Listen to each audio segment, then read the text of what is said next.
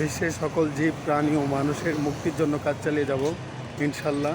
নারীর প্রতি যৌন সহিংসতা, যৌন নিপীড়ন কীভাবে বন্ধ করা যায় এবং নারীর প্রতি নির্যাতন কীভাবে বন্ধ করা যায় এবং বিশ্বের সকল শরণার্থী মানুষের যে অধিকার, সেই অধিকার কীভাবে নিশ্চিত করা যায় সেই জন্য বিশ্ব মানবাধিকার রক্ষা সংঘ এবং রায়হান আহমদ একাডেমি কাজ চালিয়ে যাবে।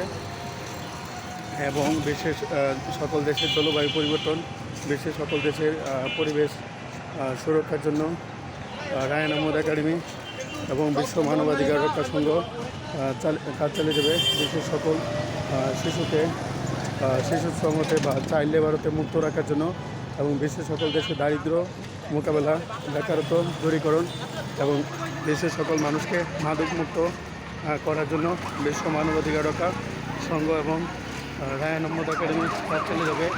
আমরা এখন আছি ঢাকা বিশ্ববিদ্যালয়ের কলা ভবনের সামনে। ঐতিহাসিক কলা ভবন, অসাধারণ সুন্দর এই ঢাকা বিশ্ববিদ্যালয় সারা বিশ্বের সকল মানুষের মৌলিক মানবাধিকার কীভাবে এনশিওর করা যায় সেই জন্য বিশ্ব মানবাধিকার রক্ষা সংঘ এবং রায়হান আহমদ একাডেমি কাজ চালিয়ে যাবে। বিশ্বের সকল জীব প্রাণী ও মানুষের মৌলিক মানবাধিকার কীভাবে এনশিওর করা যায় সেই জন্য কাজ চালিয়ে যাচ্ছি। বাংলাদেশের ডক্টর মোহাম্মদ ইউনূস এবং ইন্ডিয়ার মহাত্মা গান্ধী এবং সাউথ আফ্রিকার Nelson Mandela, Thomas Hobbes, John Locke, জাজি ক্রুসো, মার্কো পোলো এবং Vincent van Gogh, Pablo Picasso এবং মাইকেল অ্যাঞ্জেলো এর মতো সারা বিশ্বের লিওনার্দো দা ভিঞ্চি এর মতো সারা বিশ্বের সকল জীব প্রাণী ও মানুষের মৌলিক অধিকার কীভাবে নিশ্চিত করা যায়। আমরা এখন আছি ঢাকা বিশ্ববিদ্যালয়ের মল চত্বরে, অসাধারণ সুন্দর। সুতরাং সারা বিশ্বের সকল মানুষের মৌলিক মানবাধিকার কীভাবে নিশ্চিত করা যায় সেই জন্য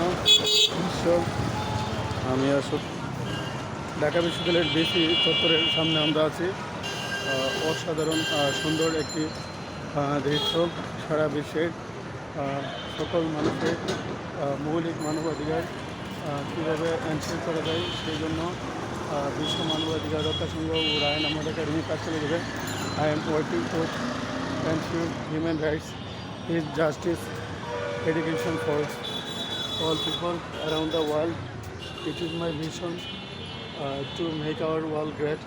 That's why I am working for that, make our world great. বিশ্ব শান্তি, মানব কল্যাণ, মানবাধিকার ও ন্যায় বিচার কীভাবে প্রতিষ্ঠা করা যায় সেই জন্য বিশ্ব মানবাধিকার রক্ষা সংঘ এবং রায়হান আহমদ একাডেমি কাজ চালিয়ে যাবে। আমরা এখন আছি ঢাকা বিশ্ববিদ্যালয়ের ফুলার রোডে ডিসি ভবনের সামনে।